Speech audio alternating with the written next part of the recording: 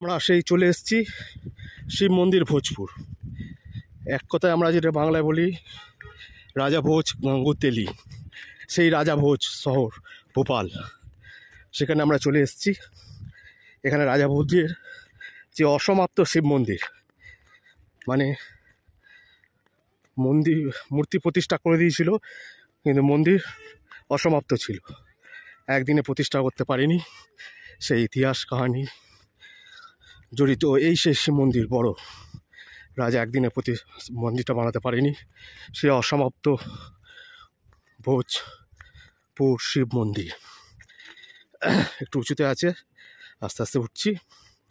এর প্রচুর বড় ইতিহাস আছে, সেটা দেখব ভেতরে গিয়ে, যদি তুলতে দেয় তুলব ভিডিও। প্রচুর বাঁদর আছে।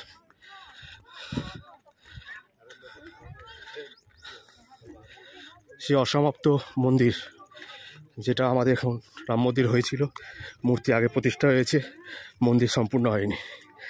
এটাও সেম, সেই রাজা এই রাজা একই, রাজা ভোজ।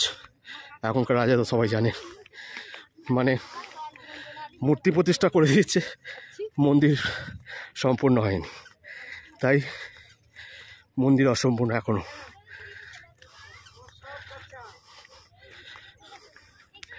সেই মধ্যপ্রদেশ ভোপালে অবস্থিত ভোজেশ্বর শিব মন্দির।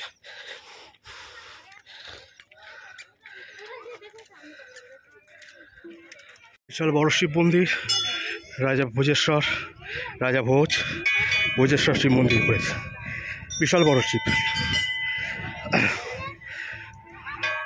আমার মনে হয় এটা বিশ্বের অন্যতম বড় শিব মন্দির একটা, অনেক বড়।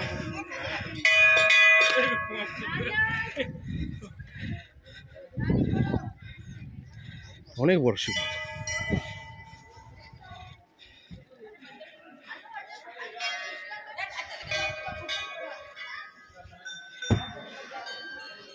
চারদিকটা পুরো দেখা যাচ্ছে, বিশাল বড়।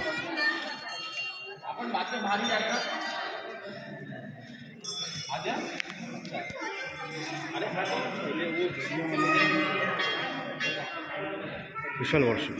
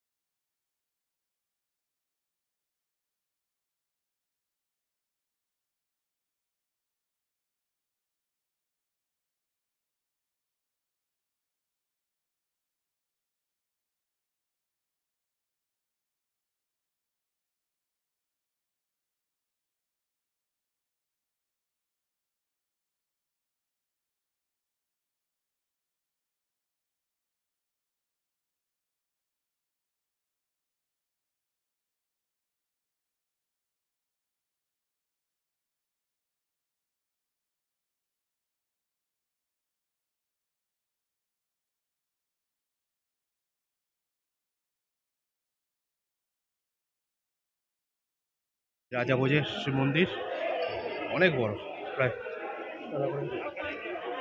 30 ফুট তো হবে, 30 ফুটের কাছাকাছি শিব মন্দিরটা হবে, অনেক বড়। চারদিক উপরে একটা মৌচা হয়েছে, মৌমাছি ভর্তি আছে, ঘুরে বেড়াচ্ছে নিচে, এই নিচে মৌমাছি সব ঘুরে বেড়াচ্ছে। চারদিক গরম, সারাউন্ডিং এরিয়া প্রচুর গরম, ফাঁকা এরিয়া, অনেক বড় প্রাচীন মন্দির রাজা ভোজের।